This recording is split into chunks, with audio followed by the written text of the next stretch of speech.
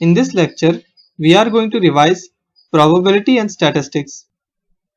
Probability can be defined as number of ways in which event can happen to the number of ways in which sample space can happen, where the value of probability varies from 0 to 1, where 0 implies the event is impossible and 1 implies event is certain to happen. There are three types of events. The first one is complementary event, which contains all the outcomes present in sample space but not in E. For example, if we toss a coin where E is the event of getting head, then the complementary event will be the event of getting tails. The second type of event is equally likely event.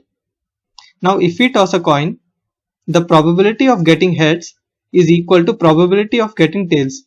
This type of event is called equally likely event. The third type of event is mutually exclusive event, where both event A and event B can't occur simultaneously. Now coming to laws of probability, addition law states that the probability of occurrence of event A or B is equal to sum of individual probabilities.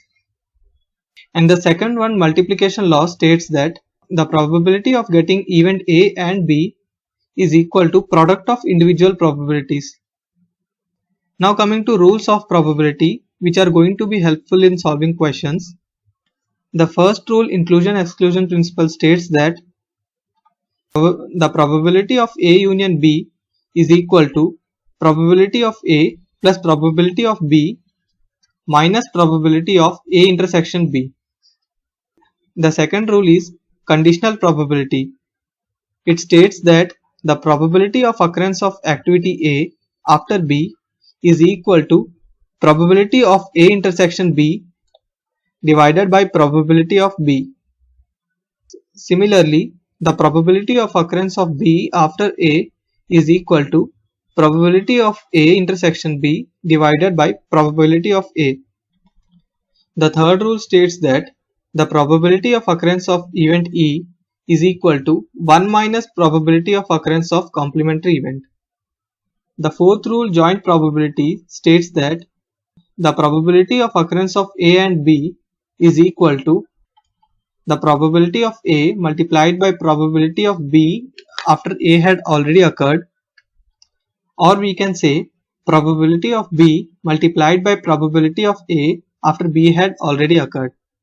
The fifth rule states that if the event can occur in two ways, then the probability of event E can be given as probability of A multiplied by probability of E given that A had already occurred plus probability of B multiplied by probability of E given that B had already occurred. The sixth rule is Bayes' theorem, which states that probability of A given that E had already occurred, probability of A multiplied by probability of E given that A had already occurred divided by probability of E. Now coming to statistics, we have two types of data. One is raw data and other one is group data. The arithmetic mean of raw data is given by sigma x by number of events. For group data, it is given by sigma fx by sigma f, where f is the frequency.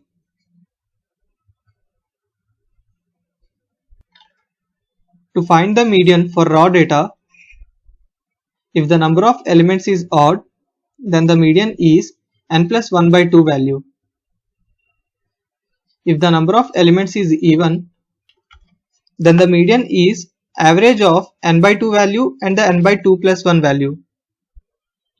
For finding the median of group data, identify the median class, that is class which contains n plus 1 by 2 value, and find the median by putting the values in this equation.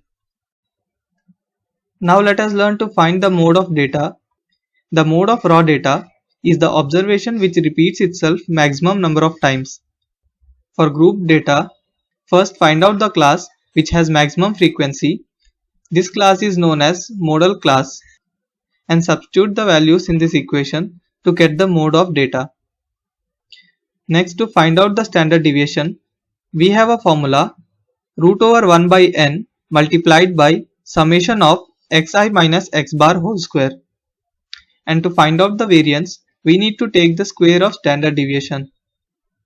We also have a term known as coefficient of variation, which is given by ratio of standard deviation and mean of data. Next topic is probability distribution. We have two types of distributions. One is discrete and another one is continuous. And the properties of discrete distributions are summation of probabilities is equal to 1. And to find the mean of data, we need to compute summation of x multiplied by probability of x. And to find the variance of data, we have a formula sigma x square multiplied by p of x minus the square of mean. And to find the standard deviation, we just need to take the root of variance. For continuous distribution, probability of x from minus infinity to plus infinity is equal to integral of minus infinity to infinity of f of x is equal to 1. For mean of data, integral minus infinity to infinity x into f of x dx. And to find out the variance of data, integral minus infinity to plus infinity x square f of x dx minus square of mean. Coming to different types of distribution, first type is binomial distribution.